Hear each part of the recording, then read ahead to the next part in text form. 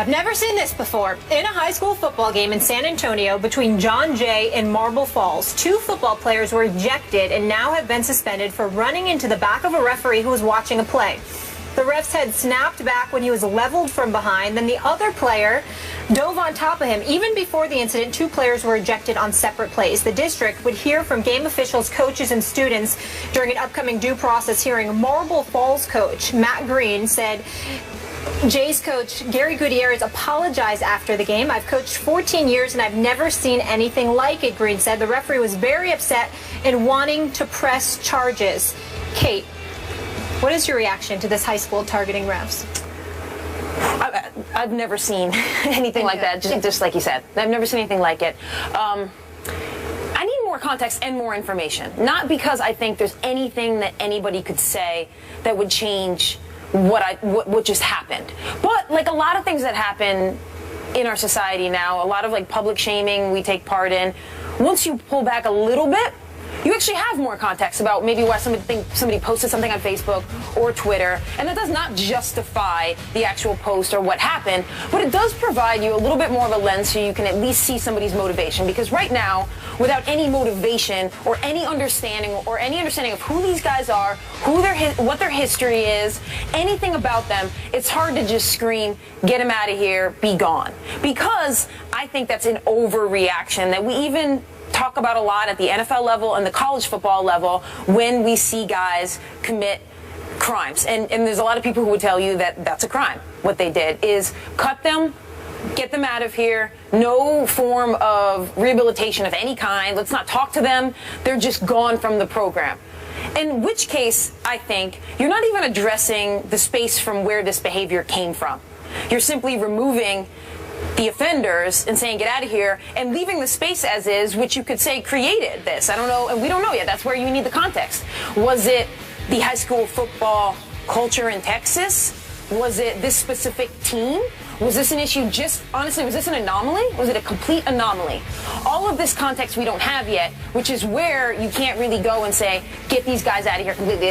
At least I can't say that, because I don't really believe in that type of outrage as being beneficial, one, to the culture or to the individual players. Because you have to look broad term and be like, what would be the ultimate end goal here? One, I would love if 10 years down the line, these players understood a better way to react to things and to resolve situations, rather than just cutting them loose and not learning that at all. And 2, whatever culture and space helped create that behavior has also been changed in some small way. So you and I agree on this except for one area, except for one caveat. First of all, the important part of agreeing right now is that this looks horrendous and we need to know more. As a lawyer, as someone who's been in the media, not just on the sports side, but in the news side, where I've seen things that appear criminal end up being criminal, but yet we know so little about, are overreacted to. And that has a real cost, because the public decides on a conclusion without any information but what they initially see. And nothing has a worse track record. Nobody is worse at predicting than initial reaction. Initial reactions are so poor and inaccurate. This is why we have to be careful, because this is more than about being cut. This, to me, clearly, if this is what we think it is, if it is what we see on this videotape, criminal. In Texas, there is a law that makes it a crime to assault a sports referee specifically. Now, largely that was designed to stop parents from charging onto the field during Little League games and yelling at refs or touching a ref. But this is even more than that. Those carry potentially 180 days. This is pure assault, if it is what we think it is. And it could be aggravated assault. This could really have injured this referee. These guys are wearing pads and helmets. And what dictates the outcome of this is what a prosecutor in Marble Falls, Texas decides to do. If he wants to go after these guys, now we have to take their age into account. I'm sure they were young. Yeah, we don't even know that information. We don't know that information. But theoretically, on the surface, looking at that video, this could be very serious, very criminally serious. So we want to make sure we get it right.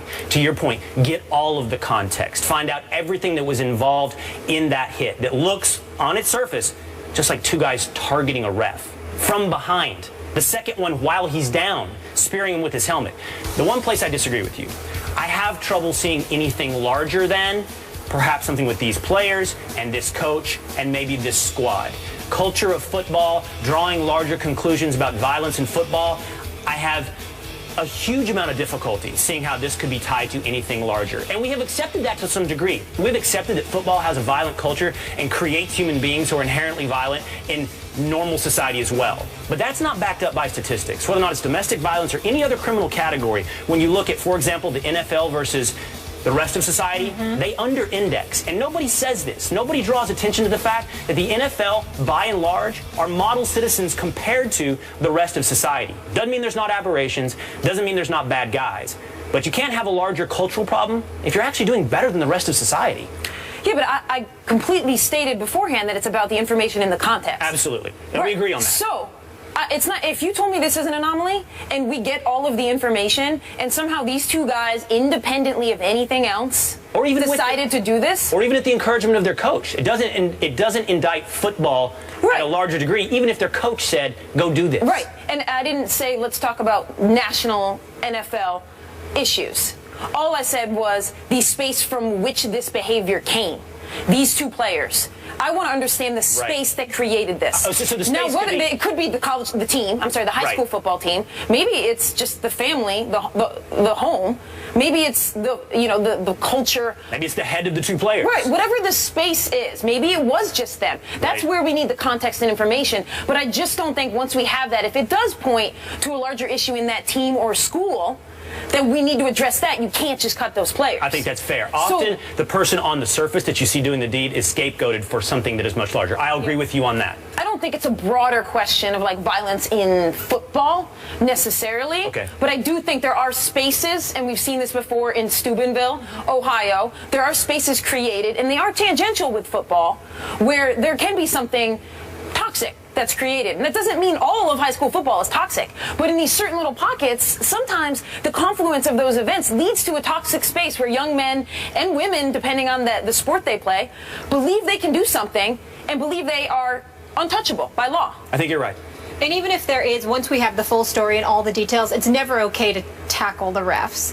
We can have more. Yes. Yeah, and that's what you guys are trying to say. It's never okay, but there might be something to justify, that we want them to channel their behavior. Well, truthfully, at this juncture, we don't even know if it was an accident. It doesn't look like an accident. No, There's nothing that suggests it was an accident, but we need to make sure that's the case. I just want more context before moving forward. Yes. There's nothing, I don't think there's anything they could say or I could hear that would justify what happened on the video, but going forward, let's hear more about their story and what premeditated this. Yep, 100%. As Stephen A. would say, cause for pause. That's what we have right now. We'll continue to react when we hear more on this. Meanwhile, week 1 in college football concludes tonight with the defending national champions. What was the biggest surprise so far? We'll tell you that after the break. Stay here. He brought Showtime to Los Angeles, but he is Kevin Durant's point guard on his all-time NBA team. First Take is presented by Chase Freedom. The card is for the essentials. The cash back is for the fun. And in part by National Mortgage Lender Quicken Loans. Home buy, refi, power.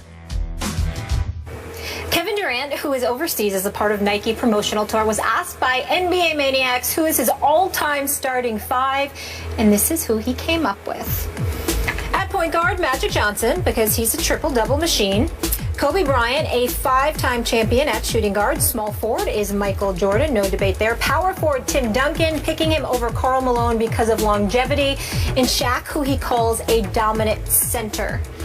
Will, who is your all-time starting 5? Humbly disagreeing with Kevin Durant. Here's my starting 5. Okay. Magic, the same as KD, running the point. Jordan at 2. LeBron at 3. Tim Duncan at 4. And then a guy I think history is underrating as we go forward, Kareem at 5. Yeah. I mean, Kareem deserves way more credit than history has carried forward for him. Will Kane and I unilaterally agree on something. No! Hey! Same exact starting 5. Same exact 25. And it's funny you pointed out the Kareem thing, because that's exactly what I was going to say, is I almost immediately was going to put in Shaq, and then I was like, wait a second.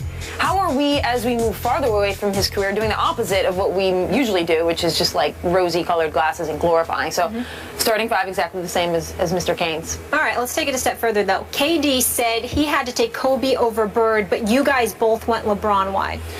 I just think LeBron is perhaps history's greatest all-around player, from defense to scoring to assists to rebounds. And at the 3 spot where we have LeBron, that's what I want. I want an all-around player. I think Kobe doesn't play team ball. He's great, but on a team like this, I don't need somebody taking as many shots as Kobe would take. I'll let Jordan do that. Yeah. And the fact that LeBron has been criticized at times for not wanting to take that killer shot, that win the game shot, well, I've got other guys on this team, like Jordan, to take care of that. I want the all-around player that LeBron is. And I take this seriously. I almost take it like I am standing in, the gym, and I actually get to pick my team. Like, we might actually play with this team. That's how I think about it in my mind. It's not a collection of starting lineup figures where they don't actually play with each other. So I wanted a lineup that I actually thought was comprised of the best players and would actually play well together, which is why LeBron at 3 makes way more sense with Jordan than having Kobe in there with Jordan, because I don't know how that team would play well together. Exactly. So I also feel like we do this weird thing where we're like 5 rings equals you are a 5-time better player than someone with 1 ring. I don't ascribe to that theory. I think a lot of rings is your talent level, but a lot of the other part is like who you played with and the era in which you played. I got to move us on, though, because Serena isn't the only dominant female athlete, and we've been talking a lot about her lately, rightfully so. It's the WNBA season. I want starting 5 WNBA all-time team. I'm loving this. So I'm glad I came up with that. Yeah. Thank you. So I got Dawn Staley. I got Diana Taurasi, Maya Moore. I got Cheryl Swoops and Lauren Jackson. I could explain them all here, but Swoops changed the game. Taurasi's like the magic of the women's game. Yep. Maya Moore, I'm rocking her kicks right now, so I had to put her on. They're sweet. Dawn Staley, 1996. I ask for your approval on this, Kate. I've got Diana Taurasi running the point. That's right. Cynthia Cooper, Tamika Catchings, Cheryl Swoops, and then how do you leave Lisa Leslie off? I just like Lauren Jackson better than Lisa Leslie. How do you leave Lisa That's Leslie just off? a personal thing. I like Lauren Jackson's game, so. But my team's okay? Your team's all right, as long as you got Taurasi running the point and you think it's a point forward situation, because otherwise you got no bunch of threes. you got no Sue Bird on there. No Sue Bird. That was my backup. Do you guys know that Taurasi actually isn't playing in the WNBA this season? She's resting for Russia, who plays her 10 times more than the WNBA. Yeah, Just be a saying. topic some other time. Thank you guys so much for hanging with us here on First Take. Will, Kate, fun as always. Great to have you guys. We'll be back tomorrow, same time, same place, and Skip and Stephen A will be with us. Enjoy your Labor Day.